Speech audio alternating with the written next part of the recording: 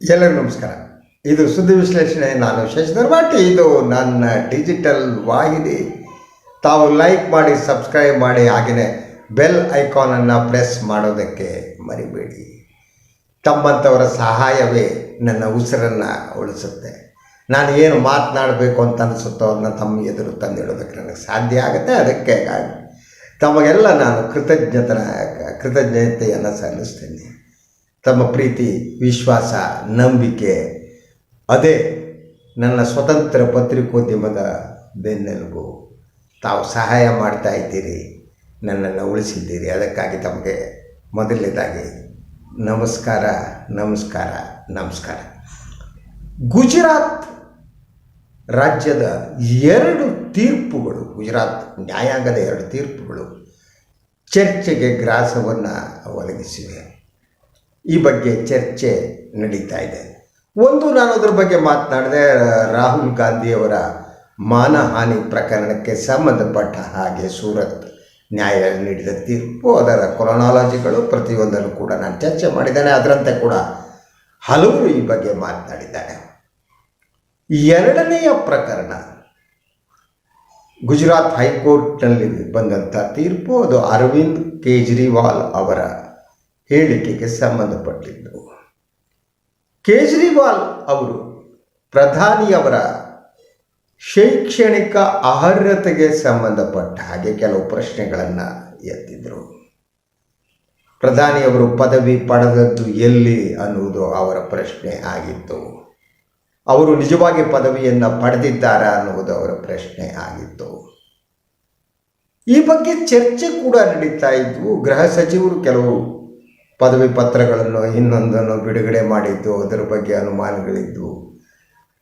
What ever it may be, ನಾನು ನಂಬಿದ ಹಾಗೆ ಪ್ರಧಾನಿಗೆ ಇಂತಹದೇ ಶೈಕ್ಷಣಿಕ ಅರ್ಹತೆ ಇರಬೇಕು ಅಂತಿಲ್ಲ.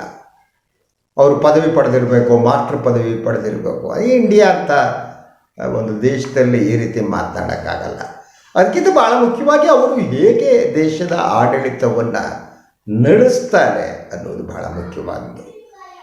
ಒಬ್ಬ ಪ್ರಧಾನಿಯಾದವರಿಗೆ ಕಾಮನ್ ಸೆನ್ಸ್ ಇದೆಯಾ ಇಲ್ಲವೋ ಅನ್ನೋದು ಬಹಳ ಮುಖ್ಯವಾದ್ದು. ಒಬ್ಬೊಬ್ಬ ಪ್ರಧಾನಿಯಾದವರು ಆಡಳಿತ ನಿರ್ವಹಣೆಯನ್ನು ಹೇಗೆ ಮಾಡ್ತಾರೆ ಅನ್ನೋದು ಬಹಳ ಮುಖ್ಯವಾದ್ದು. ಆ ವಿಚಾರಗಳ ಬಗ್ಗೆ ಚರ್ಚೆ ಮಾಡೋದು ಈ ಪದವಿ ಬಗ್ಗೆ ಚರ್ಚೆ ಮಾಡೋದಕ್ಕಿಂತ ಮುಖ್ಯ. ಸೊ ಪದವಿ ಬಗ್ಗೆ ನಾವು ಚರ್ಚೆ ಮಾಡಬೇಕಾಗಿಲ್ಲ. ಆದರೆ ಅರವಿಂದ್ ಕೇಜ್ರಿವಾಲ್ ಅವರಿಗೆ ಪ್ರಧಾನಿಯವರ ಶೈಕ್ಷಣಿಕ ಅರ್ಹತೆ ಬಗ್ಗೆ ಯಾಕೆ ಸಂಶಯ ಬಂತು ಅನ್ನುವ ವಿವರವನ್ನು ಅವರು ಕೊಟ್ಟಿದ್ದಾರೆ. ಸೊ ಈ ನ್ಯಾಯಾಂಗದ ತೀರ್ಪಿನ ವಿಚಾರಕ್ಕೆ ಮೊದಲು ಬರೋಣ. ಒಂದು, ಇಂತಹ ಪ್ರಶ್ನೆ ಇದ್ದ ಕೇಜ್ರಿವಾಲ್ ಅವರಿಗೆ ನ್ಯಾಯಾಲಯ ದಂಡ ವಿಧಿಸಿದೆ. 20,000 ರೂಪಾಯಿ ದಂಡವನ್ನೇನೋ ವಿಧಿಸಲಾಗಿದೆ. ಈ ಹಣ ದೊಡ್ಡ ವಿಚಾರ ಅಲ್ಲ, ಅದು ಸಾಂಕೇತಿಕ ಅಂತ ನಂಬಿದ್ದೇನೆ. ದೆಹಲಿಯ ಮುಖ್ಯಮಂತ್ರಿ ಆದಾಗ 20,000 25,000 ಮುಖ್ಯವಾದದ್ದಲ್ಲ. ಆದರೆ ಪ್ರಧಾನಿಯವರ ಶೈಕ್ಷಣಿಕ ಅರ್ಹತೆಯನ್ನೇ ಪ್ರಶ್ನಿಸಕೂಡದು ಅನ್ನುವುದು ಈ ಒಂದು ನ್ಯಾಯಾಲಯದ ತೀರ್ಪಿನ ಅರ್ಥವೇ ಅನ್ನೋದು ಬಹಳ ಮುಖ್ಯವಾದ ಪ್ರಶ್ನೆ. ಯಾರೂ ಕೂಡ ಪ್ರಧಾನಿಯವರ ಶೈಕ್ಷಣಿಕ ಅರ್ಹತೆ ಏನು ಅಂತಾನೆ ಕೇಳಬಾರದೆ ಅನ್ನೋದು ಬಹಳ ಮುಖ್ಯವಾದ ಪ್ರಶ್ನೆ. ಸೊ ಪ್ರಧಾನಿಯವರ ಶೈಕ್ಷಣಿಕ ಅರ್ಹತೆ ಅನ್ನುವುದು ಒಂದು ರಾಷ್ಟ್ರೀಯ ಗೌಪ್ಯತೆಯಾಗಿದ್ದರೆ, ಪ್ರಾಯಶಃ ನನಗೆ ಇರುವ ಹಾಗೆ ವಿಶ್ವದ ಯಾವುದೇ ರಾಷ್ಟ್ರಗಳಲ್ಲಿ ಇಂತಹ ತೀರ್ಪು ಬಂದಂತಿಲ್ಲ. 2 ಪ್ರಕರಣಗಳಿಗೆ ಸಂಬಂಧಪಟ್ಟ ಹಾಗೆ. ಒಂದು, ಮಾನಹಾನಿ ಕಟ್ಲೆ ಏನಿದೆ ರಾಹುಲ್ ಗಾಂಧಿ ಅವರದ್ದು, ಆ ತೀರ್ಪು. 2ನೇದು, ಈ ಒಂದು ತೀರ್ಪು ಹೈಕೋರ್ಟ್ ನೀಡಿದ್ದು ಕೇಜ್ರಿವಾಲ್ ವಿಚಾರಕ್ಕೆ ಸಂಬಂಧ. ಕೇಜ್ರಿವಾಲ್ ಪ್ರಧಾನಿಯವರ ಶೈಕ್ಷಣಿಕ ಅರ್ಹತೆಯ ಬಗ್ಗೆ ಮಾತನಾಡಕೂಡದು ಅನ್ನುವುದು ನ್ಯಾಯಾಲಯದ ಉದ್ದೇಶವೇ, ನ್ಯಾಯಾಲಯದ ಸೂಚನೆಯೇ.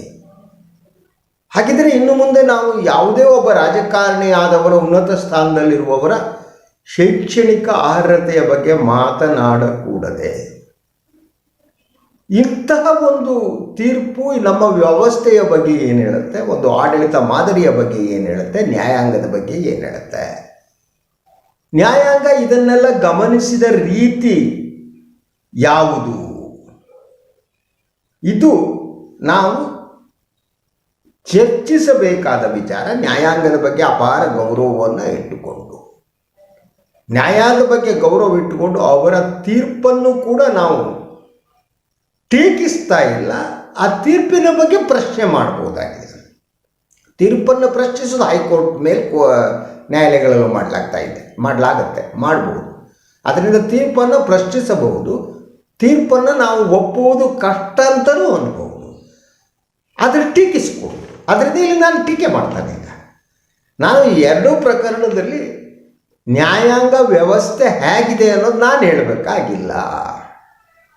ಗುಜರಾತ್ನ ನ್ಯಾಯಾಂಗ ವ್ಯವಸ್ಥೆ ಹೇಗಿದೆ ಅಂತಂದರೆ ಗುಜರಾತ್ ಮಾದರಿಯಂತೆ ಇದೆಯಾ, ಇದೇ ಗುಜರಾತ್ ಮಾದರಿನ ಗೊತ್ತಿಲ್ಲ. ಅದಕ್ಕಿಂತ ಭಾಳ ಮುಖ್ಯವಾಗಿ ನಮ್ಮ ದೇಶದ ಪ್ರಧಾನಿ, ನಮ್ಮ ಪ್ರೀತಿಯ ಪ್ರಧಾನಿ, ನಾವು ಆಯ್ಕೆ ಮಾಡಿದ ಪ್ರಧಾನಿ, ಅವರ ಶೈಕ್ಷಣಿಕ ಅರ್ಹತೆ ಏನು ಎಂದು ತಿಳಿದುಕೊಳ್ಳುವ ಕುತೂಹಲ ನಮಗಿದ್ದರೆ ಅದು ಹೇಗೆ ತಪ್ಪಾಗುತ್ತೆ? ನ್ಯಾಯಾಲಯ ಇದನ್ನು ತಪ್ಪು ಅಂತ ಹೇಗೆ ಪರಿಗಣಿಸುತ್ತೆ ಅಂತ ಈ ವಿಚಾರದಲ್ಲೂ ನನಗೆ ಭಾಳ ಸ್ಪಷ್ಟತೆ ಇದೆ. ನನಗೆ ಒಬ್ಬ ಪ್ರಧಾನಿಯಾದವರಿಗೆ ಕಾಮನ್ ಸೆನ್ಸ್ ಇದ್ದರೆ ಸಾಕು, ಅವರಿಗೆ ಆಡಳಿತ ನಿರ್ವಹಣೆ ಇದ್ದರೆ ಸಾಕು. ಆದ್ದರಿಂದ ಅವರ ಡಿಗ್ರಿ ಮುಖ್ಯ ಅಂತ ನಾನು ನಂಬಲ್ಲ. ನರೇಂದ್ರ ಮೋದಿ ಅವರಿಗೆ ಡಿಗ್ರಿ ಇದೆಯೋ ಇಲ್ವೋ ನನಗೆ ಮುಖ್ಯ ಅಲ್ಲವೇ ಅಲ್ಲ. ಅದು ನನಗೆ ಮುಖ್ಯ ಆಗಬೇಕಾಗಿಲ್ಲ. ಈ ದೇಶದ ಭಾಳಷ್ಟು ಜನರಿಗೆ ಅದು ಭಾಳ ಮುಖ್ಯವಾದ ವಿಚಾರ ಅಲ್ಲವೇ ಅಲ್ಲ. ಅವರ ಎಷ್ಟೇ ಅವರಿಗೆ ಇರಲಿ ಆ ಶೈಕ್ಷಣಿಕ ಅರ್ಹತೆ ಯಾವುದೇ ಇರಲಿ, ಅವ್ರು ಕಾಲೇಜಿಗೆ ಹೋಗಲಿ ಬಿಡಲಿ, ಪದವಿ ಪಡೆದೇ ಇರಲಿ. ಆದರೆ ಭಾಳ ಮುಖ್ಯವಾದದ್ದು ಏನು ಅಂದರೆ ಅವರು ಎಷ್ಟು ಶೈಕ್ಷಣಿಕ ಅರ್ಹತೆ ಹೊಂದಿದ್ದಾರೆ ಅನ್ನೋದಲ್ಲ, ಆದರೆ ಪ್ರಧಾನಿಯವರ ಶೈಕ್ಷಣಿಕ ಅರ್ಹತೆ ಅನ್ನುವುದು ಈ ದೇಶದ ಗೌಪ್ಯತೆಯನ್ನು ಕಾಪಾಡುವ ವಿಚಾರದಂತೆ ಪ್ರಕಟಗೊಳ್ಳುವುದಕ್ಕೆ ಪ್ರಾರಂಭ ಆದರೆ ಅದಕ್ಕೆ ಭಯ ಪ್ರಾರಂಭ ಆಗುತ್ತೆ. ಯಾಕೆ ಅವರ ಶೈಕ್ಷಣಿಕ ಅರ್ಹತೆಯನ್ನು ಮುಚ್ಚಿಡುವ ಯತ್ನ ನಡೀತಾ ಇದೆಯಾ? ಹಾಗೆ ಮುಚ್ಚಿಡುವ ಯತ್ನ ನಡೀತಾ ಇದ್ದಾರೆ. ಯಾರು ಅದನ್ನು ಮುಚ್ಚಿಡುವುದಕ್ಕೆ ಯತ್ನ ಮಾಡ್ತಾರೆ? ನಾನು ನನ್ನ ಪ್ರೀತಿ ಪ್ರಧಾನಿ ಎಷ್ಟು ಕಲ್ತಿದ್ದಾರಪ್ಪ ಅಂತ, ಇಷ್ಟು ದೊಡ್ಡ ಪ್ರಧಾನಿ, ಇಷ್ಟು ದೊಡ್ಡ ಮನುಷ್ಯ, ವಿಶ್ವನಾಯಕ, ವಿಶ್ವಗುರು, ಅವ್ರು ಎಷ್ಟು ಕಲ್ತಿದ್ದಾರೆ ಅಂತ ಗೊತ್ತಾದರೆ ನಮ್ಮ ಮಕ್ಕಳಿಗೋ ನಮ್ಗೆ ಬೇಕಾದವ್ರನ್ನೂ ಅಷ್ಟೇ ಕಲಿಸ್ಬೋದು ಅಂತ ನಮ್ಗೆ ಅನಿಸುತ್ತೆ. ಭಾಳ ಜನರಿಗೆ ಈ ದೇಶದಲ್ಲಿ ನಂದು ಮೋದಿ ಅಂದರೆ ಮಾದರಿ. ಅವರಿಗೆ ಬಹಳ ಜನರಿಗೆ ಮೋದಿ, ಈ ದೇಶದ ಬಹುಸಂಖ್ಯಾತರಿಗೆ ಮೋದಿ ಅವರು ಒಂದು ಮಾದರಿ. ಅವ್ರ ಬಗ್ಗೆ ಅಪಾರವಾದ ಗೌರವ, ಅವ್ರ ಬಗ್ಗೆ ಒಂದು ಎಣಿಸಲಾರದಷ್ಟು ಪ್ರೀತಿ, ಅವರು ಏನು ಮಾಡಿದರೂ ಕೂಡ ಅದು ಸರಿಯಾದದ್ದು ಅಂತ ನಂಬುವ ಜನತೆ. ಅವರ ಮಾದರಿ ಅಂದರೆ ಅದೇ ರೀತಿ. ಸೊ ಅದರಿಂದ ಇಂತಹ ಒಂದು ಸ್ಥಾನವನ್ನು ಸಾಮಾನ್ಯ ಜನರ ಹೃದಯಗಳಲ್ಲಿ ಇಂತಹ ಸ್ಥಾನ ಹೊಂದಿದ ಪ್ರಧಾನಿಯವರ ಏನಿದ್ದಾರೆ, ಅವರು ಶೈಕ್ಷಣಿಕ ಅರ್ಹತೆ ತಿಳಿದುಕೊಳ್ಳೋ ದುರುದ್ದೇಶದಿಂದ ಅಲ್ಲ, ಬಹಳ ಸರಳವಾಗಿ ತಿಳಿದುಕೊಳ್ಳುವ ಒಂದು ಯತ್ನವನ್ನು ಮಾಡಿದರೆ ಅದು ಹೇಗೆ ತಪ್ಪಾಗುತ್ತೆ? ಅದು ಯಾಕೆ ತಪ್ಪಾಗುತ್ತೆ? ಆ ಬಗ್ಗೆ ಪ್ರಶ್ನೆ ಕೇಳಿದರೆ ನೀವು ದಂಡವನ್ನು ಕಟ್ಟಬೇಕಾದ ಸ್ಥಿತಿ ಹೇಗೆ ನಿರ್ಮಾಣ ಆಗುತ್ತೆ? ಇದು ಪ್ರಶ್ನೆಗಳು. ಅಂದರೆ ಪ್ರಧಾನಿಯವರ ನೀವು ನೇರವಾಗಿ ಸಿಕ್ಕಿದ್ರೆ ಮೋದಿಯವ್ರನ್ನ ಕೇಳ್ಬಿಡ್ಬೋದು, ಸರ್ ನಿಮಗೆ ಶೈಕ್ಷಣಿಕ ಅರ್ಹತೆ ಪದವಿ ಮಾಸ್ಟರ್ ಡಿಗ್ರಿ ಅಂತ ಕೇಳಿದ್ರೆ ಅವ್ರು ಹೇಳ್ಬಿಡ್ಬೋದು. ಭಾಳ ಮುಕ್ತವಾದ ಪ್ರಧಾನಿ ಅವರು, ಅವ್ರೇನು ಹಿಂದೆ ನೋಡಲ್ಲ. ಬಟ್ ಅವ್ರು ಪತ್ರಕರ್ತರಿಗೆ ಸಿಗಲ್ಲಲ್ವ ಸ್ವಾಮಿ. ಅವ್ರು ಯಾವ್ದು ಪ್ರೆಸ್ ಕಾನ್ಫರೆನ್ಸ್ ಕರೆದಿದ್ದರೆ ನಾವು ಕೇಳಿಬಿಟ್ರೆ ಅವ್ರು ಹೇಳ್ಬಿಟ್ರೆ ಮುಗಿದೋಗ್ತಾ ಇತ್ತು. ಅವರು ಪ್ರೆಸ್ ಕಾನ್ಫರೆನ್ಸ್ಗಳನ್ನು ಕರೆಯೋ ಪ್ರಧಾನಿ ಅಲ್ಲ ಅಲ್ವಾ. ಅವರು ಸಾರ್ವಜನಿಕ ಸಭೆಗಳಲ್ಲಿ ಮಾತ್ರ ಮಾತನಾಡ್ತಾರೆ. ಅಲ್ಲಿ ಸಾರ್ವಜನಿಕ ಸಭೆಯಲ್ಲಿ ಪ್ರಶ್ನೆ ಕೇಳೋಕ್ಕಾಗಲ್ಲ, ಸೆಕ್ಯೂರಿಟಿ ಅಂತ ಇರುತ್ತೆ ಅಲ್ವಾ. ಸೊ ಅದರಿಂದ ಅವರೆಲ್ಲೂ ಕೈಗೆ ಸಿಗಲ್ಲ, ಯಾರ ಕೈಗೂ ಸಿಗಲ್ಲ. ಅವರು ಕೆಲವರು ಕೈಗೆ ಸಿಗ್ತಾರೆ. ಆಗಿದ್ದರಿಂದ ಅವರು ಶೈಕ್ಷಣಿಕ ಅರ್ಹತೆಯನ್ನು ತಿಳಿದುಕೊಳ್ಳೋದು ಹೇಗೆ ಸಾಮಾನ್ಯ ಜನಕ್ಕೆ ಸಾಧ್ಯ ಇಲ್ಲ. ಅದಕ್ಕೆ ಪ್ರಶ್ನೆ ಮಾಡ್ತಾ ಹೋಗ್ತಾರೆ. ಈ ಒಂದು ದಂಡ ವಿಧಿಸಿದ ಮೇಲೆ ಕೇಜ್ರಿವಾಲ್ ಇವತ್ತು ಸಾಮಾಜಿಕ ಜಾಲತಾಣಗಳಲ್ಲಿ ಬಂದು ಕೆಲವು ವಿವರಣೆಗಳನ್ನು ಕೊಟ್ಟರು. ಅವರು ಯಾಕೆ ಪ್ರಧಾನಿಯವರ ಶೈಕ್ಷಣಿಕ ಅರ್ಹತೆ ಮುಖ್ಯ ಆಗುತ್ತೆ ಅಂತ. ಅವರು ಹೇಳಿದ್ದು, ಭಾರತದಂತಹ ದೇಶಕ್ಕೆ 21ನೇ ಶತಮಾನದಲ್ಲಿ ಒಬ್ಬ ಸುಶಿಕ್ಷಿತರಾದ ಪ್ರಧಾನಿ ಬೇಕು ಅನ್ನೋದು ಅವರ ಮಾತು. ಅದರ ಜೊತೆಗೆ ಯಾಕೆ ಅವರ ಪ್ರಧಾನಿ ನರೇಂದ್ರ ಮೋದಿಯವರ ಶೈಕ್ಷಣಿಕ ಅರ್ಹತೆಯ ಬಗ್ಗೆ ತಾವು ಪ್ರಶ್ನಿಸಿದ್ದು ಯಾಕೆ ಅನ್ನೋ ವಿವರವನ್ನು ಕೂಡ ಕೊಟ್ಟಿದ್ದಾರೆ. ಅದರ ಪ್ರಕಾರ ಪ್ರಧಾನಿಯವರು ಹಲವು ಸಂದರ್ಭದಲ್ಲಿ ನೀಡಿದ ಹೇಳಿಕೆಗಳೇನಿವೆ ಆ ಹೇಳಿಕೆಗಳು ಮುಜುಗರವನ್ನು ಉಂಟು ಮಾಡಿದೆ ಅಂತ ಅವ್ರ ಮಕ್ಕಳ ಜೊತೆ ಮಾತನಾಡುವಾಗ, ಸಂವಾದ ನಡೆಸುವಾಗ, ನಂತರ ಮೋಡದ ಮೇಲೆ ರಾಡಾರ್ ಕಾಣಲ್ಲ, ಇಂಥ ಹಲವು ಹೇಳಿಕೆಗಳನ್ನು ಅವರು ಪ್ರಸ್ತಾಪಿಸ್ತಾ ಹೋಗಿದ್ದಾರೆ. ಈ ಹೇಳಿಕೆಗಳಿಂದ ತಮಗೆ ಸಂಶಯ ಉಂಟಾಗಿದೆ ಪ್ರಧಾನಿಯವರ ಶೈಕ್ಷಣಿಕ ಅರ್ಹತೆಯ ಬಗ್ಗೆ ಅನ್ನುವ ಮಾತನ್ನು ಹೇಳಿ ಪ್ರಧಾನಿಯವರ ಹಲವು ಹೇಳಿಕೆಗಳನ್ನು ಅವರು ಪ್ರಸ್ತಾಪ ಮಾಡಿ ಹೇಳಿದ್ದಾರೆ. ಸೊ ಆದ್ದರಿಂದ ಇದು ಹೇಗೆ ತಪ್ಪಾಗುತ್ತೆ ಅನ್ನೋದು ಈ ದೇಶದ ಜನ ಹೇಳಬೇಕು. ಆದ್ದರಿಂದ ಪ್ರಧಾನಿಯವರ ಬಗ್ಗೆ, ಅವರ ಶೈಕ್ಷಣಿಕ ಅರ್ಹತೆ ಬಗ್ಗೆ ಮಾತನಾಡಲೇಬಾರದು ಅಂತ ನ್ಯಾಯಾಲಯ ಹೇಳಿದರೆ ನಾನಂತೂ ಮಾತಾಡಲ್ಲ, ನನಗೆ ಮುಖ್ಯ ಆಗಲ್ಲ ಅದು.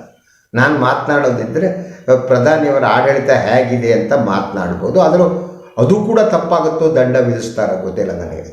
ಯಾಕೆಂದರೆ ನನಗೆ ಯಾರೋ ದಂಡ ವಿಧಿಸಿ ದಂಡ ಕಟ್ಟುವ ಶಕ್ತಿ ಕೂಡ ನನಗಿಲ್ಲ. ಕೇಜ್ರಿವಾಲ್ ಕಟ್ತಾರೆ, ನನಗೆ ಆ ಶಕ್ತಿ ಇಲ್ಲ.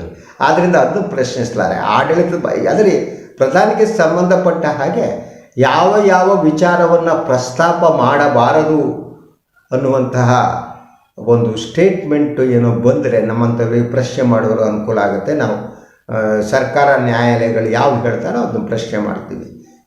ಆದರೆ ಯಾವ ವಿಚಾರವನ್ನು ಪ್ರಶ್ನೆ ಮಾಡಬಾರದು ಅಂತಂದರೆ ನಾವು ಕೂತ್ಕೊಂಡಿರ್ತೀವಿ. ನಾವು ಇನ್ನೇನು ಮಾಡೋಕ್ಕಾಗಲ್ಲ. ಯಾಕೆಂದರೆ ಅವರು ನಮ್ಮ ದೇಶದ ಪ್ರಧಾನಿ, ಜನ ಆಯ್ಕೆ ಮಾಡಿದ್ದಾರೆ. ಜನ ತಮಗೆ ಎಂಥ ಸರ್ಕಾರ ಬೇಕೋ ಅಂಥವ್ರನ್ನ ಆಯ್ಕೆ ಮಾಡ್ತಾರೆ. ಜನರಿಗೆ ಯೋಗ್ಯತೆಗೆ ಸರಿಯಾದ ಸರ್ಕಾರ ಯಾವುದೇ ದೇಶದಲ್ಲಾದರೂ ಬರುತ್ತೆ. ಜನತಾಂತ್ರಿಕವಾಗಿ ನಡೀತಾ ಇದೆಯೋ, ಜನತಂತ್ರ ಇದೆಯೋ ಅಂತ ನಾನು ಪ್ರಶ್ನೆ ಮಾಡೋಕ್ಕೆ ಹೋದರೆ ಎಲ್ಲ ಭಕ್ತರು ಬಂದು ನನ್ನ ಮೈ ಮೇಲೆ ಹಾರಿ ನಿಂತು ಬೈದು ಹೋಗ್ತಾರೆ. ಆದ್ದರಿಂದ ಅವರವ್ರ ಯೋಗ್ಯತೆಗೆ ಬೇಕಾದ ಸರ್ಕಾರ ದೇಶಗಳಲ್ಲಿ ಬರುತ್ತೆ. ಆದ್ದರಿಂದ ಈ ವಿವರ ನೀಡೋದು ಒಳ್ಳೆಯದು. ಪ್ರಧಾನಿ ಅವ್ರ ಬಗ್ಗೆ ಏನು ಮಾತಾಡ್ಬೋದು, ಅಮಿತ್ ಶಾ ಅವ್ರ ಬಗ್ಗೆ ಏನು ಮಾತನಾಡ್ಬೋದು, ಉಳಿದ ಸಚಿವ ಸಂಪುಟ ಸದಸ್ಯರ ಬಗ್ಗೆ ಏನು ಮಾತನಾಡ್ಬೋದು, BJP ಬಗ್ಗೆ ಏನು ಮಾತನಾಡ್ಬೋದು, ಯಾವ್ಯಾವ ವಿಚಾರಗಳನ್ನ ಪ್ರಸ್ತಾಪ ಮಾಡಬಹುದು ಅಂಥೇಳಿ ಒಂದು ವಿವರವನ್ನು ಸರ್ಕಾರನೋ ನ್ಯಾಯಾಲಯನೋ ಕೊಟ್ಟರೆ ನನ್ನಂತಹ ಬಡ ಅಬ್ಬೆಪಾರಿ ಪತ್ರಕರ್ತರಿಗೆ ಮಾತನಾಡೋದಕ್ಕೆ ಅನುಕೂಲ ಆಗುತ್ತೆ. ಯಾಕಂದರೆ ನಾವೇನೋ ಮಾತನಾಡ್ಬಿಡೋದು ನಾಳೆ ಪ್ರಾಬ್ಲಮ್ ಆಗೋದು ನಮ್ಮಂಥವ್ರಿಗೆ ಕಷ್ಟ ಸ್ವಾಮಿ. ಏನೇ ಇರಲಿ, ಇದಾಗಿತ್ತು ಇವತ್ತಿನ ಸುದ್ದಿ ವಿಶ್ಲೇಷಣೆ. ಇನ್ನೊಂದು ವಿಚಾರದೊಂದಿಗೆ ಮತ್ತೆ ಬರ್ತೀನಿ, ಮತ್ತೆ ಮಾತಾಡ್ತೀನಿ. ಎಲ್ಲರೂ ಒಳ್ಳೆಯದಾಗಲಿ. ಶುಭರಾತ್ರಿ. ನಮಸ್ಕಾರ.